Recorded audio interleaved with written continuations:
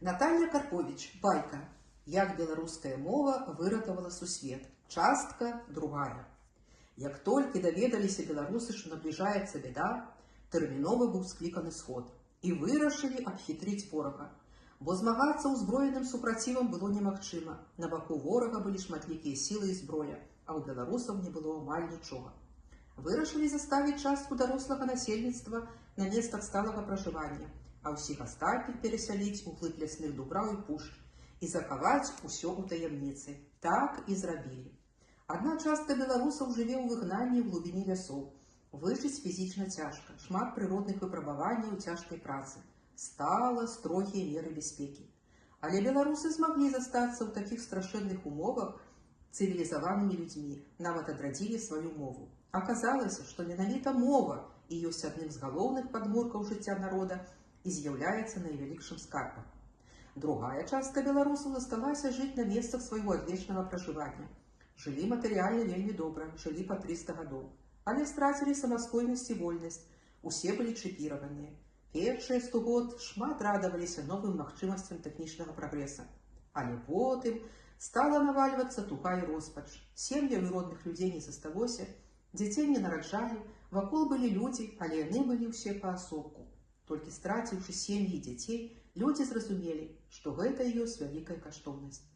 Чалавек становіцца чалавекам тады, калі адчувае сваю неабходнасць быць патрэбным іншаму. Вельмі негатыўна на самаадчуванне паўплывала і страта сваёй мовы. Людзі сталі адчуваць сябе абакрадзенымі і падманутымі.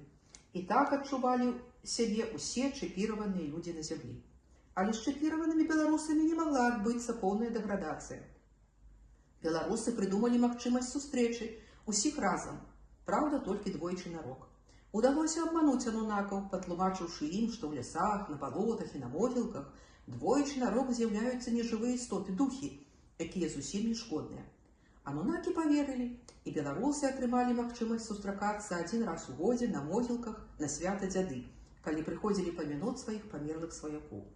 Іншыя народы спальвалі памерлых, ці хавалі іх у скалах з забаронай наведвання месцаў пахавання. Толькі беларусы захавалі традыцыю хаваць памерлых у зямлю і прыходзіць на могілкі да іх як на малітвенную і духоўную сустрэчу. А другі раз сустрэчы адбываліся на свята купання, калі чіпіраваныя беларусы ішлі ў лясы шукаць папарат-кветку, і там маглі сустракацца з роднымі, якія хаваліся ў лясах. Якія гэта былі сустрэчы! Людзі адтайвалі, адпачывалі душой, размаўлялі на роднай беларускай мове. Беларусы змаглі асэнсаваць сябе адным беларускім народам, які вынішчыць ніхто не зможа, нават анунакі. Працягвалася гэтая катастрофа амаль 400 гадоў. Але нарэшце анунакі выратавалі сваю планету, золата зямлі ім ужо было не патрэбна, і яны адляцелі дадому. Людзі засталіся разгубленымі. Лабараторыі па амалажэнню яшчэ нейкі час працавалі, але людзі за такі доўгі час разучыліся нават самастойна думаць, прымаць рашэнні і камунікаваць паміж сабой. Набліжалася нешта страшнае. Але нечакана аказалася, што ёсць беларускі народ, які захаваў усё чалавечае, сваю мову і культуру. Людзі, зразумеўшы, што адбылося з імі, сталі, па прыкладу беларусаў, адраджаць памяць пра гісторыю свайго мінулага. Даволі цяжка ішло адраджэнне, але выратоўвала дапамога беларусам. Гэта дало плён.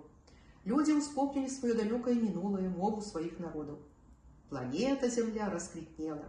Людзі вынеслі з выпрабаванняў самае галоўнае, а менавіта разуменне, што нельга страчваць сваю мову свайго народа, каб не згінуць, і што для жыцця трэба сябраваць і гатляваць, а не ваяваць паміж сабой. Зразумець гэта дапамаглі беларусы са сваёй мовай. Вось так беларуская мова выратавала беларусаў і ўвесь сусвет.